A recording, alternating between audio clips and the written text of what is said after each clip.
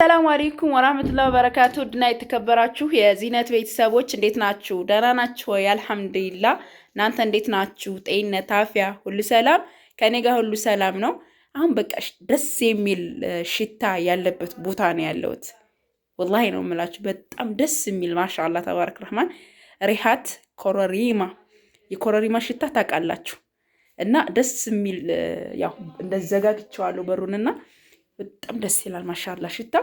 ሀባይብ እንዴት ናችሁ? ደህና ናችሁ ወይ? አልሐምዱሊላህ እኔ በጣም ሰላም ነኝ። ዛሬ የማሳያችሁ እዚሁ ኮምቦልቻ ደዌ ሰፈር የሚሄድ አስቤዛ ነው።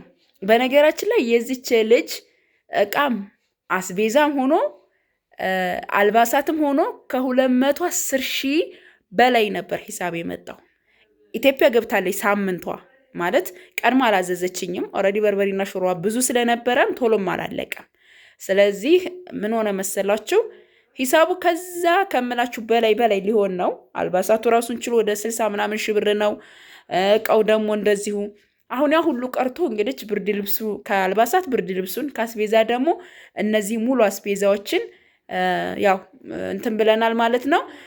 ትእዛዝ ስታዙ ሀባይቢ ጎናችሁን መጀመሪያ ቼክ ማድረግ አለባችሁ። ለምን ኢትዮጵያ ውስጥ ርካሽ ነገር የለም።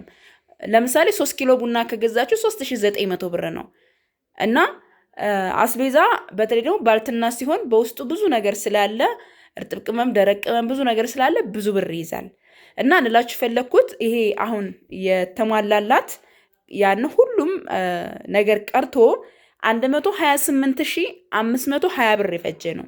128520 ብር የፈጀ እዚሁ ኮምቦልቻ ደዌ ሰፈር የሚሄድ ኢትዮጵያ ለገባች እህቴ ሙሉ አስቤዛ ነው። የዓመት በሉት በነገራችን ላይ እና አብራችሁ ይቆዩ። እስኪ እያንዳንዳቸው ዋጋ እነግራቸዋለሁኝ። በጣም ብዙ ብር የያዘ ነገር ግን ላሳያችሁ። እዚህ ጋር የምታዩት የወጥ ቅመም ነው። ይህን የወጥ ቅመም ደግሞ እኔ የታችሁ ነኝ ያዘጋጀሁት ፏ አድርጌ ማለት ነው። ማሻአላህ ደስ በሚል ሁኔታ አብራችሁ ይቆዩ ኢንሻአላህ። ምን ልጀምርላችሁ መሰላችሁ? ከአስቤዛዋ ስጀምርላችሁ በመጀመሪያ ማሻአላ ማለት እንዳይረሳ። ሁላችሁም ማሻአላ በሉ፣ ማሻአላ በሉ፣ ወላሂ ማሻአላ በሉ። በጣም ይለያል። በመጀመሪያ እዚህ ጋር ምን አለ መሰላችሁ 5 ኪሎ መኮሮኒ 10 ኪሎ መኮሮኒ አላት።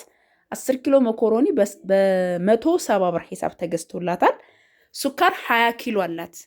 20 ኪሎ ሱካር አላት። 5 ብቻ 15ቱን ብቻ ነው ያደረኩላት። ዋጋው በ170 ብር ሂሳብ ነው። ከዛ በመቀጠል ምን አለ መሰላችሁ ሀባይብ እዚህ ጋር እንደምታዩት 2 ሩዝ አላት። እነዚህ 950 ነው የተገዙት። ሁለቱን 950 ገዝችላታለሁኝ። ከዛም ሻይ ቅጠል ደርዘን ብላኛለች። ደርዘን ሻይ ቅጠል ደግሞ በ35 ብር ሂሳብ ነው የገዛውላት። በ35 ብር ሂሳብ በ120 ብር ሂሳብ ደግሞ እዚህ ጋር የምታዩት 10 ሀባ ፓስታ ቅቤ ያለ በኋላ በደንብ አስረዳችኋለሁኝ። ከዛ ምን አላት ደርዘን ሳሙና አላት፣ የገላ ሳሙና። የዚህ ዋጋ ደግሞ ስንት መሰላችሁ? በ50 ብር 600 ብር።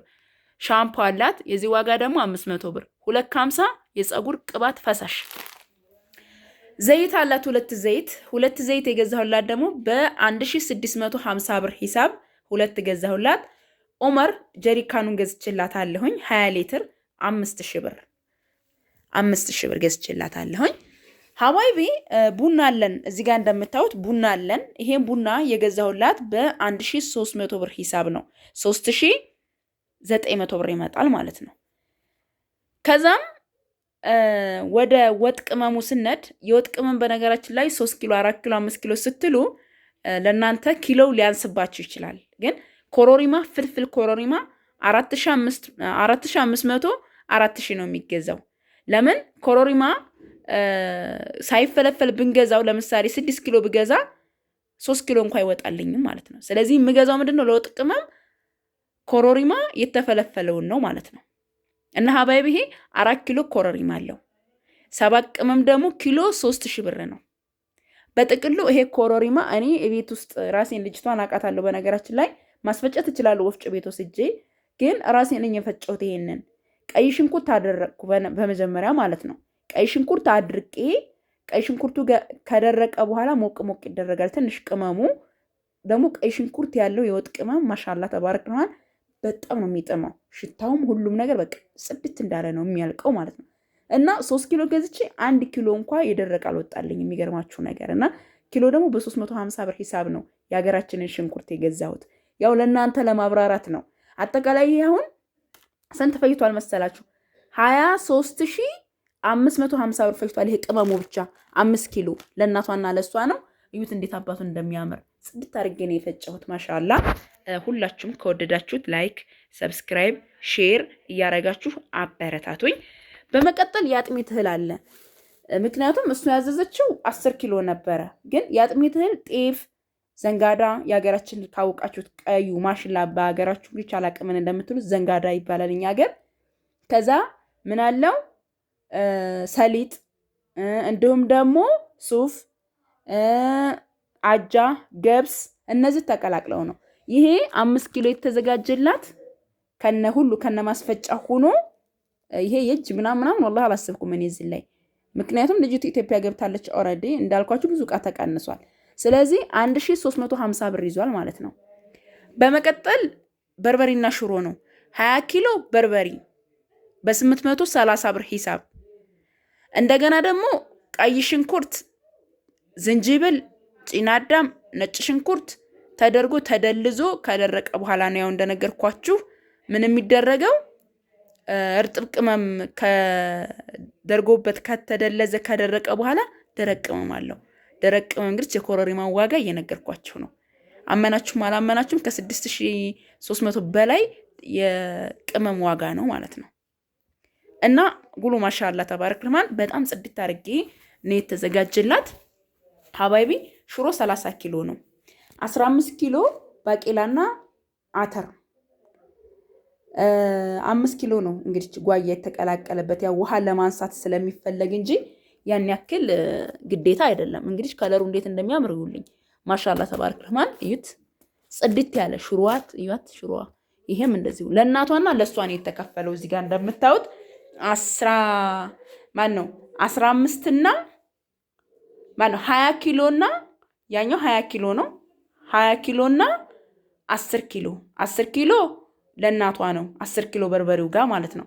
10 ኪሎ በርበሬና ደግሞ 20 ኪሎ ሽሮ ደግሞ ለራሷ ነው። ከዛ የበሱ እህል አለ። የበሱ እህል በ160 ብር ሂሳብ ተገዝቶ ቅመም አለው በነገራችን ላይ ጦስኝ፣ 7 ቅመም እንዲሁም ጫው ተደርጎበት በሚያምር ሁኔታ ተዘጋጅቶ የተፈጨላት ነው። ከዛ በመቀጠል ምን አለ ጤፍ አለ 50 ኪሎ ጤፍና 10 ኪሎ ማሽላ። ለምን በጣም ማሽላው ከበዛ ደረቅ ስለሚሆን እንደውም ብቻውም ተፈጭቶ ራሱ የሀገራችን ጤፍ ተበላሽቷል አሁን ጀማ። ስለዚህ ምን አረኩላት 10 ኪሎ ማሽላ 50 ኪሎ ጤፍ ላይ አድርጌ ጤፉ እንደምታዩት እንግዲህ ከለሩ የሚያምር ነው። ቆንጆ የሆነ ከለር አለው። 50 ኪሎ ጤፍ ነው።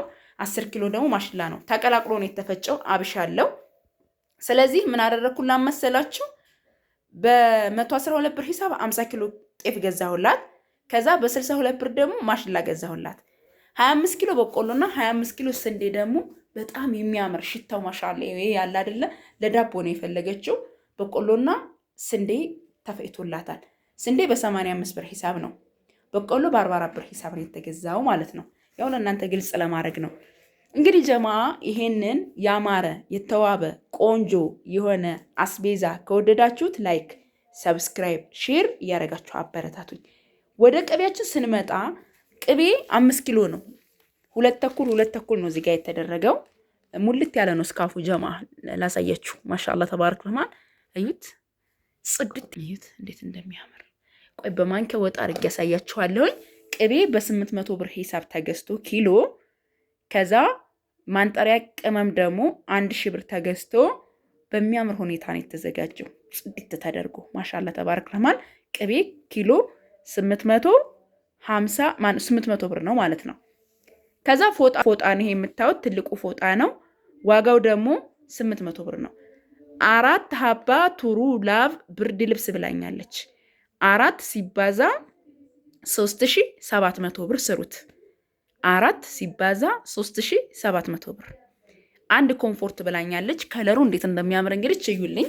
በጣም ነው የሚያምረው ማሻአላ ተባረክ ረህማን። የዚህ ዋጋ ደግሞ 2700 ብር ነው ማለት ነው። አንድ አንሶላና 2 የትራስ ልብስ አለው። 4 ሀባ ምን አለን? ብርድ ልብስ አለን። ብርድ ልብሱ ደግሞ ትሩላቭ 4.5 ነው። 4.5 ነው። መካከለኛ የሆነ ክብደት ያለው ነው። ወይም ደግሞ አጠቃላይ ክብደቱ 9 ኪሎ ነው ማለት ነው። እንግዲህ ጀማዓ ይሄንን አስቤዛ ከወደዳችሁት ሪኮርድ መስበር አለበት። ወፍጮ ቤት እንኳን 2 ጊዜ ነው ሄድኩት ሀባይቢ። የበሶ እህሉን ሳስፈጭ፣ የዳቦ እህሉን ሳስፈጭ አንድ ጊዜ፣ በርበሬና ሽሮ ሳስፈጭ ደግሞ አንድ ጊዜ። ዋጋ ተከፍሎበታል። ምክንያቱም ለእናንተ ቀላል ሊመስላችሁ ይችላል። እኔ ግን ብዙ ዋጋ ከፍዬበታለሁ። በዛ ላይ ደግሞ ምች ምናምን ያን በርበሬ ሽሮ ምናምን ስታስፈጩ ብዙ ነገር አለው አይደል ሀባይቢ። ለምን ላይክ ማታረጉ? በአላህ ለምን የሚሰራን ሰው ላይክ አታረጉም? ሰብስክራይብ ሼር አታረጉም? እኔ እኮ በባሌም በቦሌም እፈምሳለሁ። ኢንሻአላህ ግን አላህን የምለምነው በኸይረ ነገር እንድፈምስ ነው ፈልገው። ማለት ጥሩ ነገር ሰርቼ መፈመስ ፈልጋለሁ። በጨዋታ በቀልድ ምናምን መፈመስ በጣም ቀላል ነው። እንደዚህ የመሰለ ውብ የሆነ አስቤዛ ከፈለጋችሁ ደግሞ በ0967 17 71 94 ታገኙኛላችሁ። የፈለጋችሁትን ነገር ብታዙ የፈለጋችሁት ሀገር በመውሰድ አልታማም ኢንሻአላህ።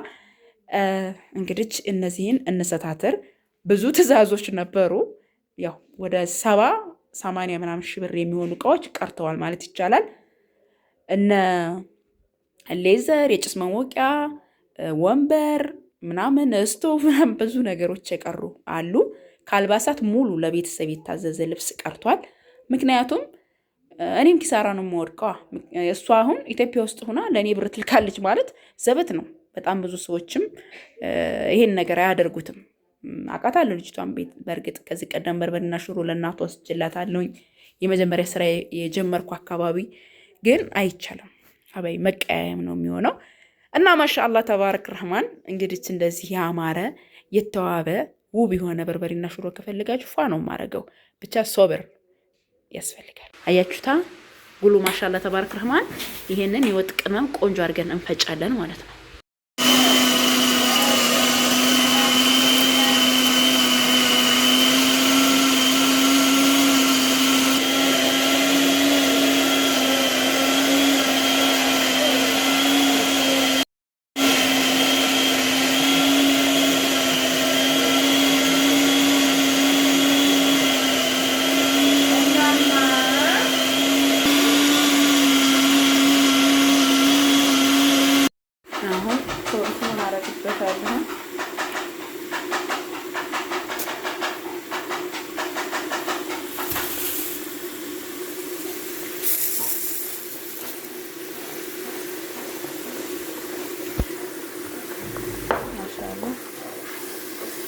በደንብ ሆኖ ትንሽ የበሰል ይበልና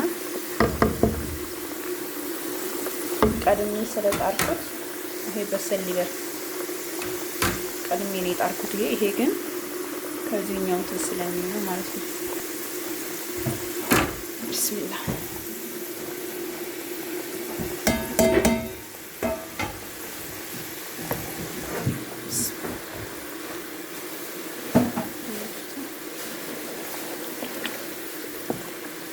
አድርገን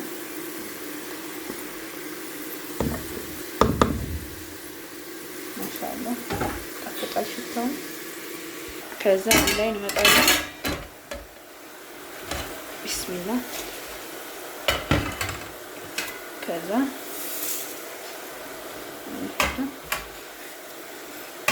ማሻአላህ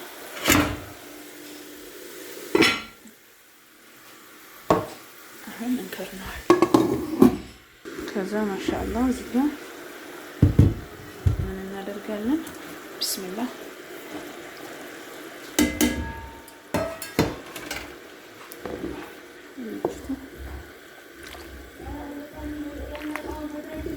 ማሻአላህ ተባረከ።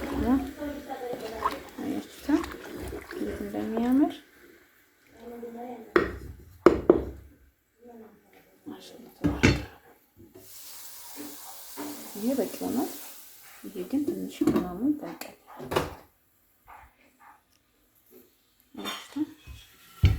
እንግዲህ በጣም በቂውን አግኝቷል። በቂው ነው በቃ። እዚህ ጋር በተመሳሳይ ስለዚህ እናጠለዋለን። ምን ላይ እናጠለዋለን? ንጹህ ሳህን ላይ እናጠለውና ይበርዳል። የምናደርገው ፕላስቲክ ላይ ስለሆነ ንጹህ ብረት ድስት አዘጋጅተናል። ንጹህ ማለት ነው። በቃ ጽድት ያለ ብረት ድስት አዘጋጅተናል። እዚህ ጋር የምናደርገዋለን በሶፍት እናደርገዋለን ማለት ነው። ያችሁታ በሶፍት አዳርቀነዋል። እዚህ ጋር 5 ኪሎንም የብቻ 3 ኪሎንም የብቻ እናጠለዋለን።